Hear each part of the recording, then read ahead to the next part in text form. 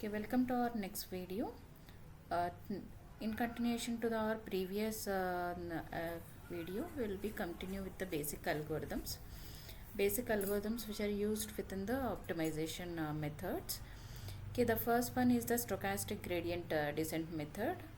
Uh, Here in this method, generally we'll use the stochastic gradient descent, that is SGD method. Generally we'll use in the machine learning methods and deep learning algorithms. So generally we use this method, the algorithm is looks like this. So initially we will take a input values as a learning rate, and we also take a initial input parameters theta values. So until unless the stopping criteria will not meet, will be take a mini batches of the values. That is, will take a number of samples with a less size, and we will be take a training set sizes as the x1 to xm. These are the m mini batches with the corresponding targets, that is a predicted values, y values, and then we will calculate the gradient estimate with value. So which is with the formula of like 1 by m det theta and summation value of f of xi, that is our input parameter value, and theta, that is a gradient value or initial parameter value, and y is our predicted value, that is already existing predicted value, classification value. So now whatever the gradient value we are getting, that is a g value. So this g value will be used to update our existing parameters. That is, we will make either addition or subtraction of our existing parameter values with this gradient value. So this we will apply until unless our stopping criteria will not meet. This is the general stochastic gradient method we will use for the updating of the parameters for optimization of our performance of the algorithm. So next gradient method is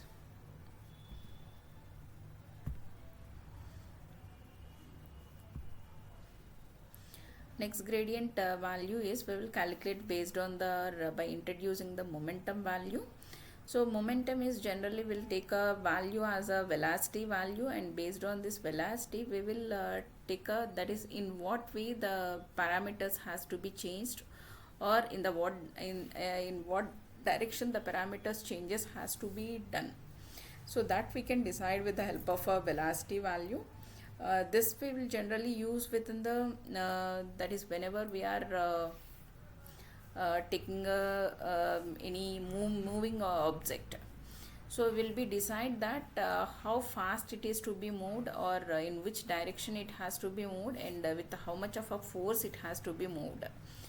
The same thing we are here we are using this momentum concept within the while optimizing of our parameters. So here we will check that in what direction the parameter has to be changed, in how much of a force, that is how much of a gap it has to take from the previous step to the current step. So these all we can check with the help of a momentum value. This momentum v value we can calculate with the help of alpha v, so which takes the formula as 1 by m summation of 1 to m batches, that is 1 to m mini batches. So loss value of f of xi, the input values, and theta parameters, and y is our predicted values, and whatever the momentum value we are getting, though that momentum value will use to update our parameters. So with the momentum we'll get the our gradient value will be changed based on the momentum which is generated. Either it can be a positive value or it can be a negative value. So it can be it will modify the parameters either to the positive direction or to the negative direction. So the algorithm with momentum, that is SGD with momentum, is looks like this. So here whatever the previous algorithm we have to calculate the gradient estimate, g equals to the same form method we will use, and the velocity update we will take for this gradient value alpha v minus the gradient value, so which gives us the updated velocity value, and that updated velocity value will use to update our parameters. Next we will see the next method is the Nesterov momentum value. and this is actually the variant of the momentum, that is whatever the momentum which we are already discussed, the calculation of a momentum value, the same we will do here also, but with a small updation we will make a Nesterov momentum value. So here the calculation of a momentum is like alpha v minus the det theta, and same thing. So here the change you can observe is f of xi theta plus alpha v, that is we are using a previous momentum value is to be added to our existing parameters, and that value will use to calculate our velocity value, that is our next momentum value. So that we can use to update our parameters. The same we can apply within our algorithm with the SGD with the Nesterov momentum. So here we'll use the same values, that is we here will algorithm for apply for the interim update, that is theta plus alpha v, and this theta value will use within the function, that is while calculating a gradient we'll use that theta value, and which will update our velocity value, and that velocity value will use to update our parameters.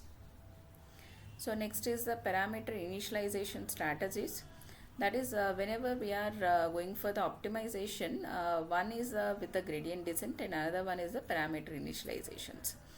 So parameter initializations is generally will use will use a simple parameter initialization methods or heuristic methods. Here we can see the heuristic methods or simple methods will use. Generally we cannot go for the complex methods for the parameter initialization because it takes a more computational power and it takes a more time to initialize the parameters, and so that we'll generally initialize the parameters with the simple and heuristic values. So the general methods of the parameter initialization are either we can take a small values as the initialized weights, and we'll use our minimum values for the initialization of the parameters. These are the different methods to initialize our parameters. So here the even our hyperparameters can also be called as our parameters. So input parameters, weight values and bias values, cost value, that is learning rate value.